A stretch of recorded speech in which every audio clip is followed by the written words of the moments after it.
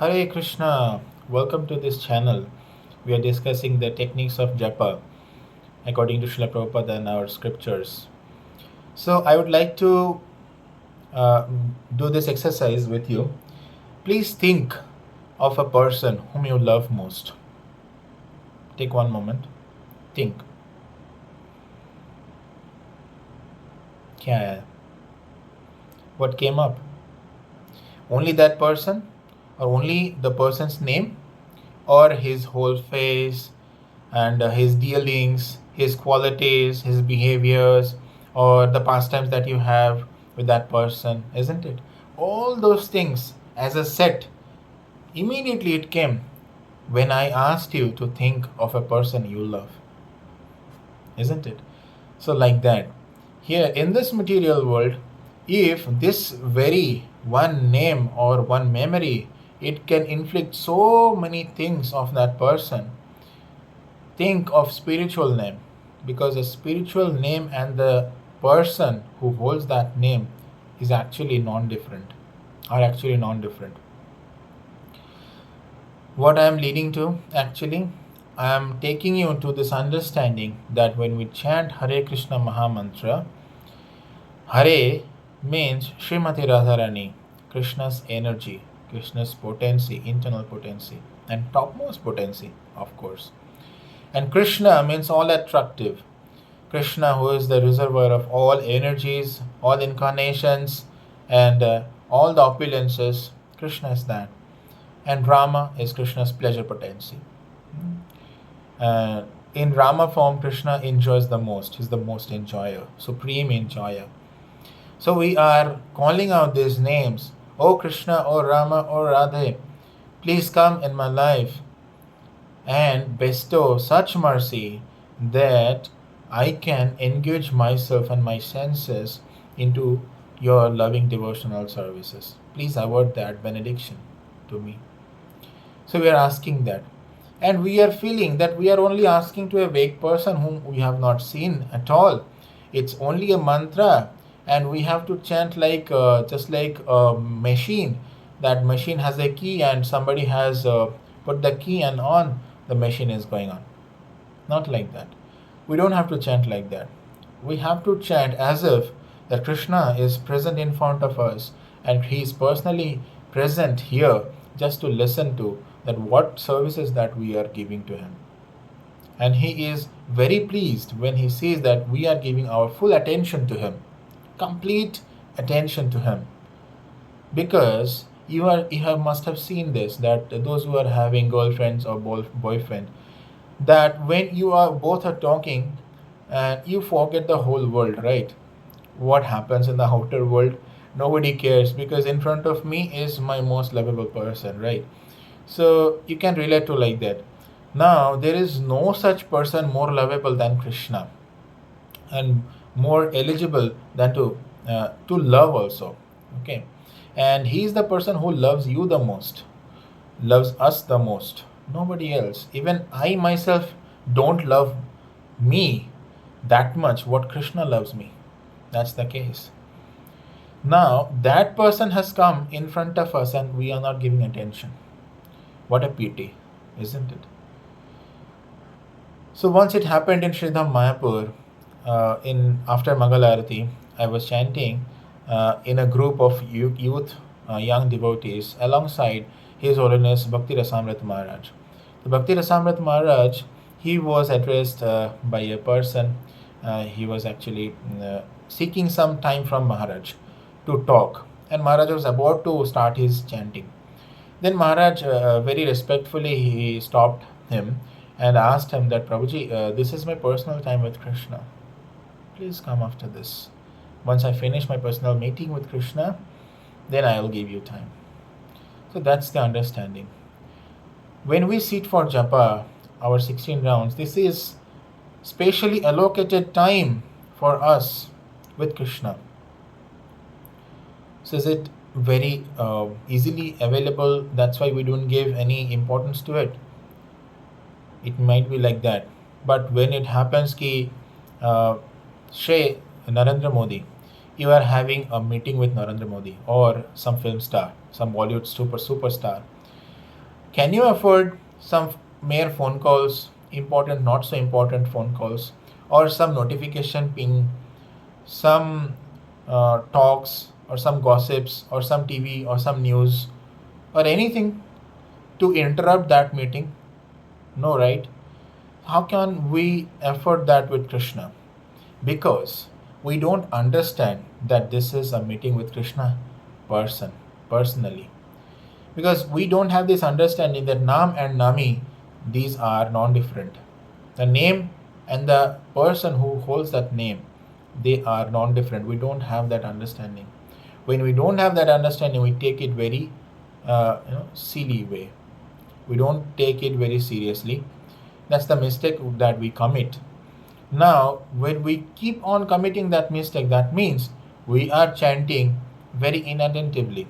And we know the 10 offenses to the holy name of the Lord. There are 10, but not there are 10, there are 11. The 11th offense is the root cause of all the above 10 offenses. What is that? To chant inattentively. To chant inattentively is the 11th offense, and this is the most dangerous one. And anyway, we have to get rid of it. We have to get rid of it. There is no other way. Because unless and until we do it, then our quality of chanting will not go up.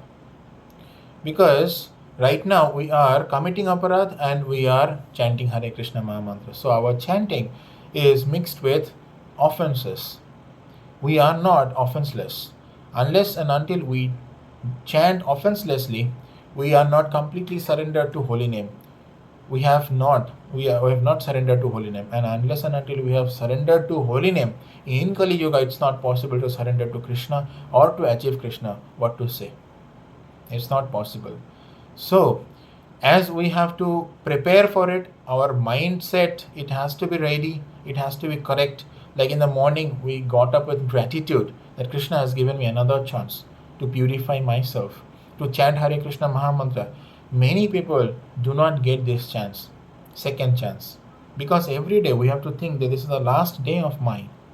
This is the last day that I am going to be alive, and this is my last chance to convince Krishna that Krishna, really I want you. Really I want you, really I am interested in you. That's what I have to convince Krishna to by chanting Hare Krishna Maha Mantra with utter, purpose. So, in order to do that, I have to believe that Krishna and Krishna's name are non-different. It is said in the Shastras that Nama Chintamani Krishna Chaitanya Yasha Vigraha Purno Shuddha Nitya Mukta Bhinnatva Nama Naminu. That Krishna's name and Krishna himself are different, are not different. And it is Krishna's name is completely pure and completely free. And one who is free can set another one free. One who is bound himself cannot set another one free. Right? That's the problem.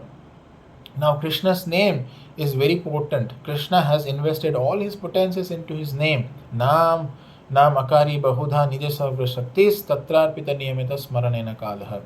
Krishna, Sri Chaitanya Mahaprabhu, he has described in his Shikshashtakam that Krishna has invested all his potencies in his holy name. So his holy name is supremely powerful.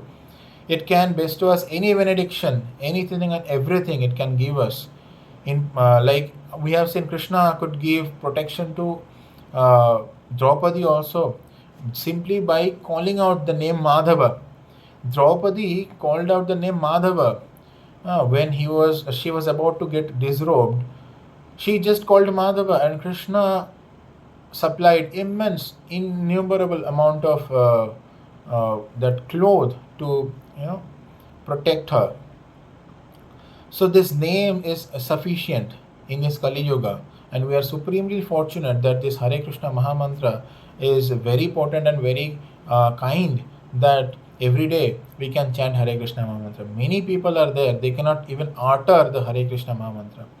They cannot utter. Like one Valmiki Muni was there. He was Ratnakar Darshu, Ratnakar dacoit. And he was such a sinful person that one sadhu, he instructed, Narada Muni instructed him to chant Ram, and he was so sinful he could not utter Ram. He was uttering Mara, just the opposite of it. So that person eventually, by the mercy of sadhu, he could chant the Hare Krishna Maha Mantra and get liberated, and he gave us the Ramayana.